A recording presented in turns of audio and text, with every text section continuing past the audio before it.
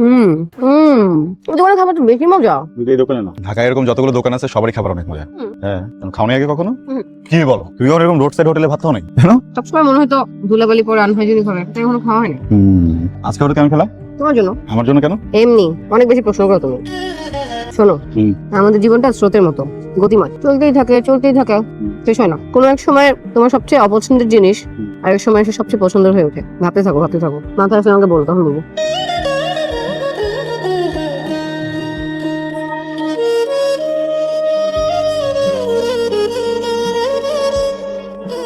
আসসালামু আলাইকুম। ওয়ালাইকুম আসসালাম। কেমন আছেন? মিষ্টি কিনছিলাম 3 প্যাকেট, ভাবছিলাম ভাগ করে খাবো, কিন্তু কি করা, আমার তো আবার ডায়াবেটিক্স, আমি খাইতে পারবো না। তুমি কিন্তু খাইবা। মিষ্টিটা ভালো দোকান থেকে আনছি। লিয়া, তোমার এক সময় কত কি কইছি, এই দোকানটা তালাও মারতে চাইছি, আর সেই তুমি আমার ভাগ্যের তালাটা খুইলা দিলা। আমি কেমনে?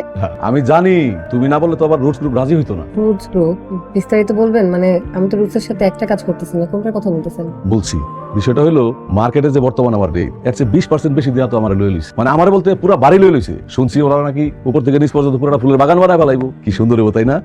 দেখতে অনেক সুন্দর লাগবো। তোমার অনেক ধন্যবাদ। তা আমি কিন্তু মাঝে মাঝে ভ্রমরে আসুন, ঠিক আছে? ভ্রমর কয় গিয়া।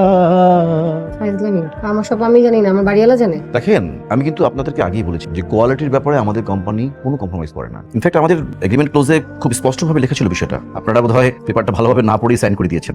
আসলে বিষয়টা হয়েছে কি জানেন, আপনারা কোয়ালিটি ইনশিওর না করে প্রফিটের হিসাবটা বেশি করেছেন, আর এই ধরনের বিষয়গুলো আমাদের বস একেবারেই অ্যালাউ করেন। আপনাদের বসকে অ্যালাউ করে কি না করে সেটা আমাদের দেখা দিন। আমাদের দেখার বিষয় হচ্ছে চুক্তি। আপনাদের সাথে আমাদের চুক্তি হয়েছে, আপনি আমাদের কাছে প্রোডাক্ট অর্ডার করেছেন, আমরা প্রোডাক্ট রেডি করে আপনাদেরকে দিয়েছি। আপনারা যা যা রিকোয়ারমেন্ট দিয়েছেন সবগুলো আমরা ফুলফিল করছি। আপনারা প্রোডাক্ট বুঝে পেয়েছেন, এখন আমাদেরকে পেমেন্ট করে দিবেন। দেখেন, একটু বোঝার চেষ্টা করেন, এই পুরো অর্ডারটা কমপ্লিট করা হয়েছে ব্যাংক লোনের উপর। ও, তাহলে তো আপনাদের এই ব্যাপারটা মানে কোয়ালিটির ব্যাপারটা আর একটু সিরিয়াস ভাবে দেখা উচিত ছিল। এনিওয়ে, এটা কোনো বিষয় না। আমাদের এই সেক্টরে আসলে এই ধরনের ঘটনা ঘটতেই থাকে। আপনারা কাজ করেন, আপনারা প্রোডাক্টগুলো লোকাল মার্কেটে সেল করে দেন। আরে কেন আমার বাড়ির মনে এই, আপনি কিন্তু ইনফর্মাল ল্যাঙ্গুয়েজ ইউজ করছেন। রাখেন আপনার ফরমাল ইনফরমাল, মানে 20 লাখ ইউনিট কি এটা মুখের কথা? হ্যাঁ, আপনারা অর্ডার দিচ্ছেন, আমরা প্রোডাক্ট রেডি করছি, এখন এটা কি অন্য কেউ কিনবে নাকি? দেখেন, আপনার সাথে কথা বলার কোনো ইচ্ছা নাই। আপনি আপনার বসকে রাখেন, আপনার বসের সাথে সরাসরি কথা বলুন। মানে আপনি বললেন যে বসকে ডাকেন, বস হুড় করে চলে আসলো আর আপনারা কথা বললেন। এভাবে হয় না ভাই। আমি বসের সাথে কথা বলবো, আপনাদের অ্যাপয়েন্টমেন্ট নিব, বস যদি অ্যাপয়েন্টমেন্ট দেয় দেন কথা হবে। আপনাদের বসের অ্যাপয়েন্টমেন্টের জন্য ওয়েট করার মতো সময় আমাদের কাছে নেই। আপনি আমাদের সিচুয়েশনটা একটু বোঝার চেষ্টা করেন। আপনাদের বস আপনার বসকে ডাকবেন, আপনার বসের সাথে কথা বলবো। কোন সমস্যা? সমস্যা মানে আমি আপনাদেরকে আগেই বলছি না যে আমার ব্যবসা আমি আমার মতো করে করি, কোনো পার্টনারশিপে যাব না।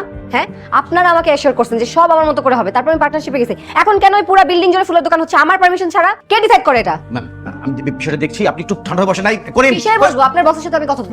Ma'am please, ma'am please.